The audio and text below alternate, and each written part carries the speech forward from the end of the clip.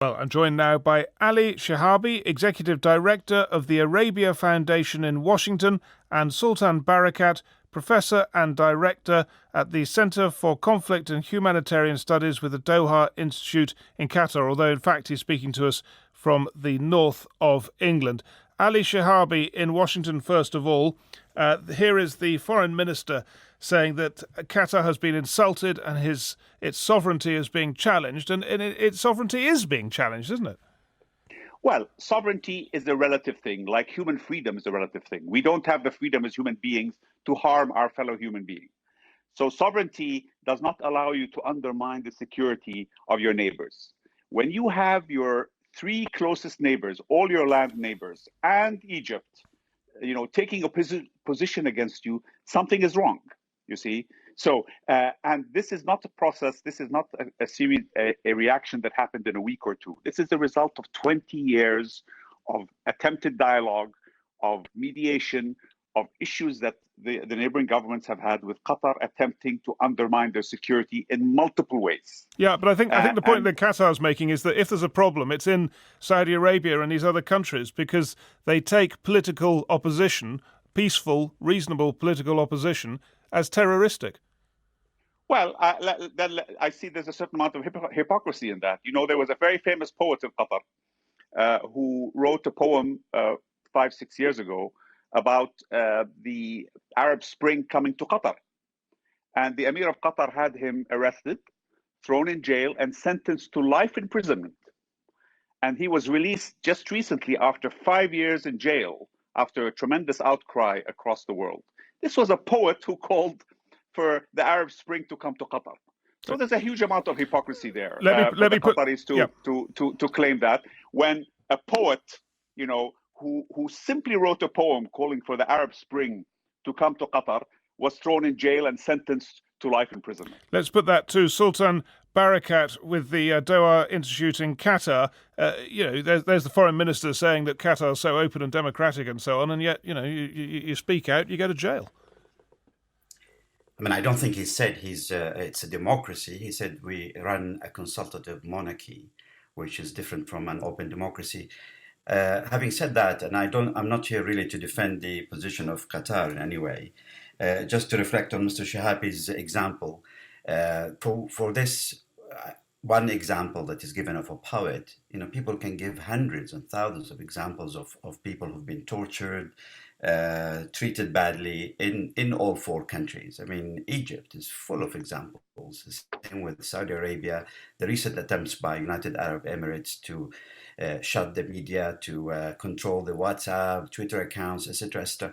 All those measures are not taken in Qatar, and I think the position Qatar has pursued so far in this crisis has really demonstrated what they genuinely believe in, of a culture of openness and dialogue. Even the fact that the foreign minister, this is his second speech in a week. First one was done in Washington. Now he's at Chatham House.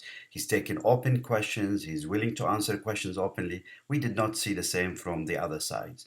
And I think that is a sign of confidence on their side, that at least on the matter of principle, they are on the right side of this argument. Ali Shihabi, it does sound like this is not going to be resolved soon, because the foreign minister in these remarks in London was not giving much ground.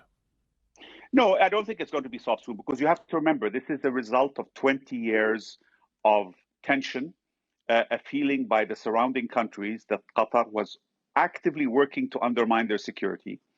And they have gone through a lot of mediation and efforts, withdrawing ambassadors, etc. So the patience had run out. So they have taken this, extreme step, if you want, but it's a step short of war, really, to solve this problem once and for all. Now, the Qataris have the resources to, hold out for quite a long time.